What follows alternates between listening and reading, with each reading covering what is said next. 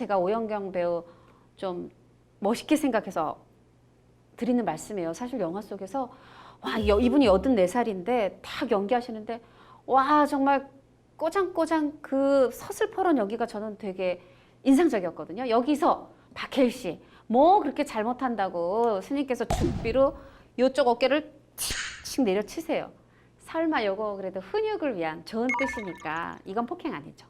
기본적으로 폭행의 구성 요건에는 해당됩니다. 아, 그래요? 폭행이라는 건 신체에 대한 유형력의 행사이기 때문에 살짝 때린다든지 뭐 물건을 던졌는데 맞아. 안 맞는다고 하더라도 맞아, 폭행의 그렇죠. 구성 요건에 해당됩니다. 그쵸. 근데 이게 위법성이 있어야 되고 책임성이 있어야지만이 폭행죄가 성립이 되는데 그 위법성 조각 사유가 있는지 없는지를 살펴보면은 정당방위도 아니고 그쵸. 뭐 긴급 필요한도 아니고 단지 생각해 볼 수 있는 게 피해자의 승낙이 예상되지만 그러니까 나중에 설명드리기로 하고 이거 같은 경우는 위법성 조각 사유도 없고 책임 조각 사유 같은 경우는 형사 미성년자라든지 그쵸. 적법행위를 기대 불가능성이 있다라든지 이런 게 인정된다 하면 이제 폭행죄가 성립이 안 되는데 네. 지금 내용 같은 경우는 교육의 목적으로 체벌을 했다.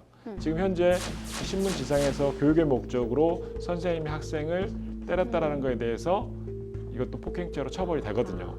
마찬가지로 이것도 폭행죄가 성립될 수가 있는데 폭행은 맞습니다.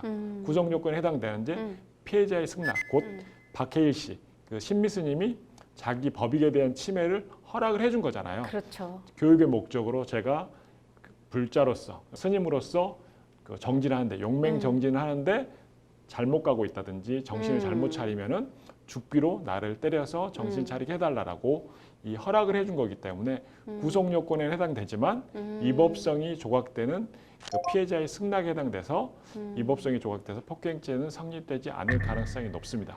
교육의 목적이어서 폭행죄가 성립된다는 게 아니라 아니다. 피해자의 승낙이라고 봐서 위법성이 조각돼서 폭행죄가 성립되지 않을 가능성이 너 높습니다. 잘 되라 하고 때려서 폭행이 아닌 게 아니고 그 구성 요건은 되나? 사실 거기서 보면 박해일 씨가 직접 죽비 주면서 한 대 먹겠습니다. 이렇게도 하니까 아, 예. 피해자의 승낙. 자, 아까 처음에 그런 얘기 하셨어요. 여기서 왕과 신하가 굉장히 격없이 대화하는 게 당황스러웠다. 부처 떨거지한테 애거라고 공자 떨거지한테 복고라고. 그만해라. 그 자리에 앉았으면 왕노로 똑바로 하란 말입니다. 사실 뭐 그래요. 거기서 심지어 이런 얘기를 하죠. 정인지가 중국 황제 입장에서 보면 세종 당신이나 나 신하나 똑같은 신하다. 야, 이거 진짜 제가 지금 조선인은 아니지만 이게 한국 사람으로서 막 갑자기 저가 모욕을 당하는 느낌이 들었는데 이거 신하가 일국의 왕한테 한나라의 왕한테 이거 모욕죄 아닌가요, 이거? 그죠, 뭐 졸장부다. 뭐 이렇게 같은 신하다 뭐 그런 얘기가 나오니까 이제 모욕죄가 될 수도 있을 것 같아요. 근데 모욕죄는 공연히 사람을 모욕하면 성립되는 범죄인데 네. 모욕이라면 법률적으로 구체적 사실을 적시하지 않고 사람의 인격을 경멸하는 추상적인 가치 판단을 표시하는 것이라고 말합니다. 너무 어렵습니다. 모욕하면 그냥 욕하는 거, 사람을 경멸적인 표현을 하는 것이 모욕이라고 생각하면 되는데 이건 모욕에는 해당될 수가 있습니다. 그런데 공연이 다른 사람을 모욕했을 때 성립한다고 말씀드렸잖아요. 여기서 네. 공연이라는 공연이. 것이 공연성입니다. 공연성은 전파 가능성을 말하는데 전파 가능성이라는 것은 불특정 또는 다수인에게 이게 퍼질 가능성, 전파될 가능성이 인정돼야 되는데 세종대왕과 신미스님, 세종대왕과 그 집현전 학자인 정인지 이 두 사람은 단둘이 대화를 하잖아요. 네. 전파 가능성이 없습니다. 그렇기 때문에 그 공연성이 없어서 모욕죄는 성립되기는 힘들어 보이고 모욕죄 같은 경우는 친고죄로서 피해자의 고소가 있어야지만 처벌되는 범죄인데 수사 단계에서 피해자의 고소가 취하되면은 불기소 처분되고 재판 단계에서는 그 공소 기각으로 끝납니다. 1대1 독대했을 때 예. 세종과 신미, 세종과 정인지 1대1 독대했을 때 얘기했기 때문에 이거는 모욕죄 아니다. 무죄입니다, 두 분. 난 공자를 내려놓고 갈 테니 넌 부처를 내려놓고 가라. 아니요. 나는 부처를 타고 가겠습니다. 주상은 공자를 타고 오십시오. 여기서 보면은 국교는 분명 유교란 말이죠. 공자의 가르침을 따라요. 뭐 왕도 그렇고 뭐 신하들도 다 사대부들도. 그런데 이 서원왕후는 불교고 뭐 신미스님은 당연히 불교지만 영화의 대사에서도 나오지만 백성들은 피지배 계층은 또 불교를 믿었단 말이에요. 이때 국교를 유교로 삼아도 이때도 백성들은 불교였어. 종교의 자유가 있었던 것 같은데 당연히 지금 또 우리나라는 종교의 자유가 보장된 나라죠. 현재는 우리나라는 당연히 종교의 자유가 보장됩니다. 헌법에도 헌법 20조 제1항에 모든 국민은 종교의 자유를 가진다. 제2항은 국교는 인정되지 아니하며 종교와 정치는 분리된다. 그래서 종교의 자유를 헌법상 기본권으로 보호하고 있고 국교를 부인하고 있습니다. 그러니까 종교의 자유를 인정하면서 종교하고 정치는 분리시키고 있습니다.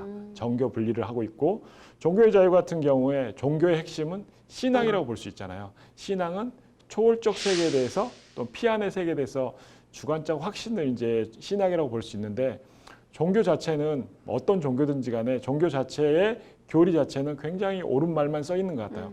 똑바로 바르게 살아라.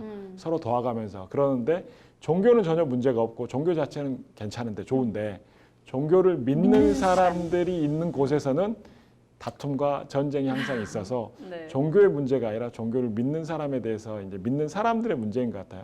영화 내용에서도 불교 신자인 그 신미스님과 그리고 유교를 믿는 유교가 이제 사후세계가 없으니까 종교를 볼지 안 볼지는 좀 문제가 되겠지만 유교를 믿는 유자들 간의 그 대립, 그 정신세계 대립 같은 경우가 나오잖아요. 그래서 공자님의 가르침이나 부처님의 가르침이나 다 똑바로 옳게 살으라는데 그 믿는 사람들이 자기 쪽의 이익만 생각을 해서 이제 다투는 게 아닌가라는 생각도 한번 해봤습니다. 어느덧 또 말미에 이르러 이 변호사니까 묻습니다. 이 영화를 보고 뭘 느끼셨나요? 그러니까 저 같은 경우 이 영화 내용을 보면서 그러니까 그 당시에는 양반들이 지식과 문자를 독점을 했잖아요.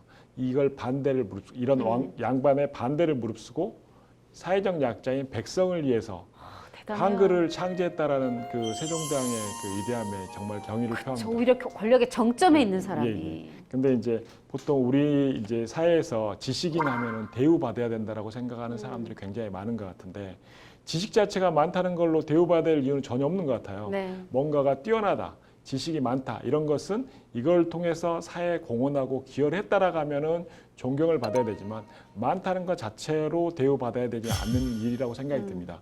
근데 이제 보통 공부를 하고 지식을 쌓아가면은 보통 지식이 이제 이 비유가 맞을지 모르지만 이런 스튜디오 안에가 전부의 세상의 지식이라 한다 하면 네. 평생을 배워봤자 자기가 이제 손톱만큼도 못 배울 건데 그 범위 내에서 벗어나면 틀린 거고 그 범위 내에서 들어와야지만 맞는 거라고 이제 자기 맞아요. 나름대로 그 지식에 대해서 아집. 철옹성을 쌓잖아요.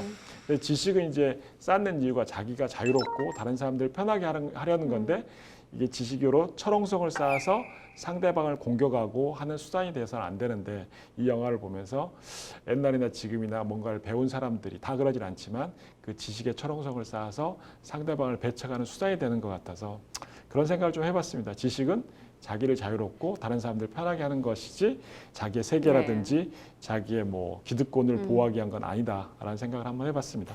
맞습니다. 우리를 더 성숙하게 하는 지식이어야 지식이지 그 지식의 독점을 기반으로 누군가를 누르고 지배하려고 하면 정말 무식한 행동인 것 같아요. 그 말씀에 공감하면서 오늘 또 여기서 인사드리죠. 고맙습니다. 네, 감사합니다.